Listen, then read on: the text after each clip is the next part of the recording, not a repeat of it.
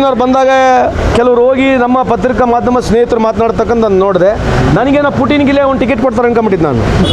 ಬಿಹಾರ್ ಆದಮೇಲೆ ಇಲ್ಲೆಲ್ಲ ಒಂದು ಟಿಕೆಟ್ ಕೊಟ್ಟು ಪುಟಿನ್ ಕೊಟ್ಟು ನಿಂದಿರ್ಸ್ಕೊಂಡು BJP ಗೆಲ್ಲಿಸ್ಬಿಡ್ತಾರೆ. ಆ ರೀತಿ ಪಬ್ಲಿಸಿಟಿ ಎಲ್ಲ ಈ ದೇಶದಲ್ಲಿ ಪ್ರಧಾನಮಂತ್ರಿಗಳು ಬೇರೆ ಬೇರೆ ರಾಜ್ಯದ ಪ್ರೆಸಿಡೆಂಟ್ಗಳು ಬಂದು ಹೋಗ್ತಾರೆ. ಯಾವ ರೀತಿ ಪ್ರಮೋಷನು ಏನು, ಯಾವ ರೀತಿ ಪಬ್ಲಿಸಿಟಿ ಅದು? ಪುಟಿನ್ ಬಂದು ನಮಗೇನು ಅನುಕೂಲ ಆಗಿದೆ ಅದರಿಂದ ಏನು ಗೊತ್ತೇ ಇಲ್ಲ. ಏನು ಪುಟಿನ್ ಬಂದ ಮೇಲೆ ಏನು ತೋರಿಸ್ಬೇಕಂದ್ರೆ ಮೋದಿ ಅವರಿಗೆ ಪುಟಿನ್ ಅವರಿಗೆ ಎಷ್ಟು ಫ್ರೆಂಡ್ಶಿಪ್ ಇದೆ, ಟ್ರಂಪ್ ಬಂದ ಮೇಲೆ ಟ್ರಂಪ್ಗೆ ಮೋದಿ ಅವರಿಗೆ ಎಷ್ಟು ಫ್ರೆಂಡ್ಶಿಪ್ ಇದೆ.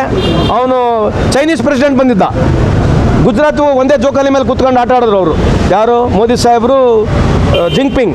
ಅವಾಗ ಮೋದಿ ಅವರು ಎಷ್ಟು ಕ್ಲೋಸ್ ಇದ್ದಾರೆ. ಪ್ರತಿಯೊಂದಕ್ಕೂ ಮೋದಿ ಅವರು ಬೇರೆ ದೇಶದ ಪ್ರಧಾನಮಂತ್ರಿಗಳಿಗೆ ಪ್ರೆಸಿಡೆಂಟ್ಗಳಿಗೆ ಎಷ್ಟು ಕ್ಲೋಸ್ ಇದ್ದಾರೆ ಅಂತ ತೋರಿಸಿದ್ ಬಿಟ್ಟರೆ ಆ ರಾಜ್ಯದಿಂದ ಆ ದೇಶದಿಂದ ನಮಗೇನಾಗಿರ್ತಕ್ಕಂಥದ್ದು ಯಾವುದೂ ಕಾಂಟ್ರಾಕ್ಟ್ಗಳ ಬಗ್ಗೆ ಮಾತನಾಡೋದಿಲ್ಲ. ಸೊ ಇದು ಒಂದು ಪ್ರೊಪಗಂಡ ಪೊಲಿಟಿಕ್ಸ್ ಮಾಡ್ತಾ ಇದ್ದಾರೆ. ದೇವ್ರು ಒಳ್ಳೇದು ಮಾಡಲಿ ಅವರಿಗೆ. ಅಧಿವೇಶನ ಆರಂಭ ಆಗಲಿಕ್ಕಿದೆ.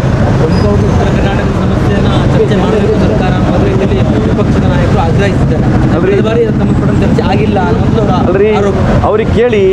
ನಮ್ಮ ಖಾದರ್ ಸಾಹೇಬರು 12 ಗಂಟೆ 1 ಗಂಟೆವರೆಗೆ ನಡೆಸ್ತಾರೆ. ನಮ್ಮ ಕಾಲದಲ್ಲಿ ನಾವು ಎಷ್ಟು ಬಾರಿ ಸದನನ ನಡೆಸಿದ್ದೇವೆ, ಎಷ್ಟು ಗಂಟೆ ನಡೆಸಿದ್ದು ತಾವು ಯೋಚನೆ ಮಾಡಿ ನೋಡ್ರಿ. ಅವ್ರಿಗೆ ಅವಕಾಶ ಕೊಟ್ಟರೆ ಅವ್ರಿಗೆ ಅದ್ರ ಬೇಕಾಗಿಲ್ಲ, ಅವರು ಕಾಂಟ್ರವರ್ಸಿನೇ ಮಾತನಾಡ್ತಾರೆ. ಇವಾಗಿದೆಯಲ್ಲ ಕಂಪ್ಲೀಟ್ ಉತ್ತರ ಕರ್ನಾಟಕ ಬಗ್ಗೆ ಚರ್ಚೆ ಮಾಡಲಿಕ್ಕೆ ಅವಕಾಶ ಇದೆ. ಪ್ರತಿ ವರ್ಷ ಮಾನ್ಯ ಮುಖ್ಯಮಂತ್ರಿಯವರು ಕಳೆದ ಅಟ್ಲೀಸ್ಟ್ ಕನಿಷ್ಠ 2 ವಾರ ನಾವು ಅಲ್ಲಿ ನಡೆಸ್ತಾ ಇದ್ದೀವಿ ಸದನ. ಇವರು 4 ವರ್ಷ ಅವಧಿಯಲ್ಲಿ ಎಷ್ಟು